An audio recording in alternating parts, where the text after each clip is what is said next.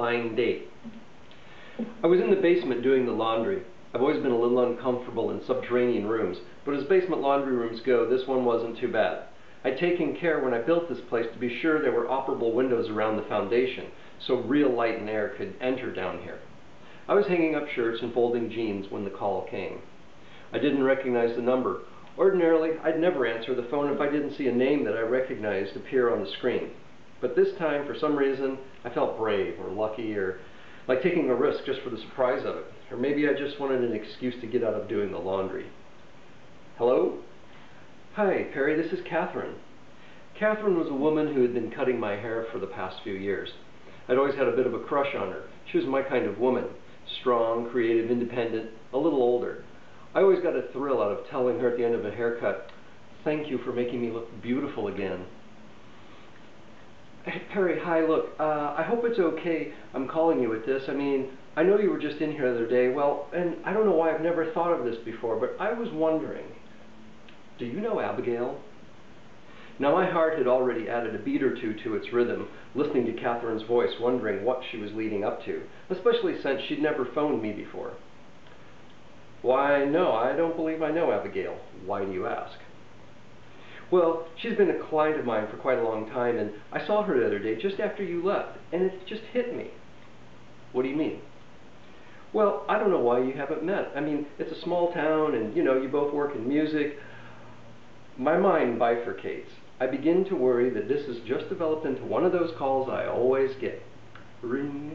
Hey, Perry, you've got that great recording studio, and well, you do that work, helping people make records, and I've got this friend who I think's really talented, and I was just wondering, great, free studio time for another karaoke wannabe.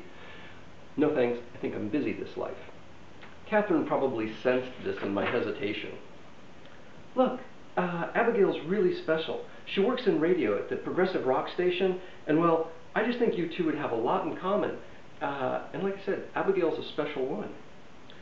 You're right, Catherine. It's odd I don't know her. I thought I knew everybody. Well, what do you think? You want to meet her? I don't know, maybe. Maybe? What do you mean? I mean, do you feel like you're ready to meet someone? Are you good? Catherine, also being a close friend of my ex-wife, was all too familiar with my quixotic nature, and like anyone else in St. Louis, was also not unfamiliar with the folk tales of my not-so-secret affairs with various married women and such. Yeah, Catherine, look, I'm great. I feel more in my own skin than I have for a really long time. This was just a little bit of a white lie, truth being that I was still kind of reeling from the repercussions of my tumultuous affair with Lefty Montana, but I was certainly ready for some new air in my lungs. So what do you want to do? Should I give you her number? Do you want to go out with her? Tell you what, Catherine, if she's a Libra, I'm in. I don't know if she is. Let me go back and look at my client card file, see if I have her birthday. Can I put you on hold a minute? Sure, take your time. I'm only doing the laundry. I stand there looking out the basement window at the ivy that's practically filled the entire window opening and tell myself I need to get out there and trim it back so more light can get in. And then I have a vague memory about what the ancient Greeks thought of ivy, something to do with being a symbol of permanence and longevity. And then I think about Dionysus and click. Perry, look, I don't know anything about this astrology stuff, but I have her birthday. It's October 13th. Bingo. Wow, Catherine, that means she's a Libra. Okay, I'm all about it. How do we make this happen? I'll just give you her number. She's already given me permission to, and she's expecting you'll call. Swell. Let me have it. I'll call her tonight. I hang up, forget about trimming the ivy, walk the laundry up 3 flights of steps to the bedroom, wondering what I'll wear to meet her. What really happened while I was on hold was Catherine quickly phoned Abigail at work, asked her about her birthday, and if she was a Libra. Being a bit puzzled by this, she asked why, and Catherine told her, well, that guy Perry I told you about, he wants to know, says it's his only condition for whether he'll go out with you or not. I think he said he was an Aquarius. I think they're sort of like that. I phoned her at 7. I won't pretend to remember the exact details of our first conversation. Suffice it to say, by the time I hung up the phone, I could have imagined I was already in love with her. But there was one very big shoe left to drop. I've been on enough blind dates to know it's almost never a good idea to listen to a well-intentioned friend who wants to set you up with someone you've never seen. That's the rub. seeing each other.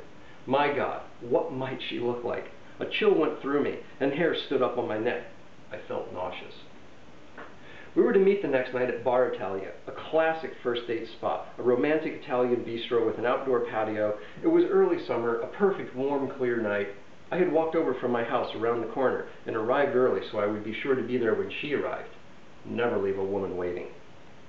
I stood at the gate of the patio, full of excitement, dread, and anticipation. As each potential contestant walked down the sidewalk, I checked my response meter, mostly with dissatisfying results. And then, from all the way down the block, I noticed someone round the corner.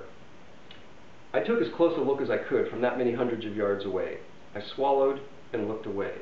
Could this be? I didn't look back in her direction until she was only a few feet away. And as I did slowly turn to look at her, our eyes met, and her gait slowed to almost nothing.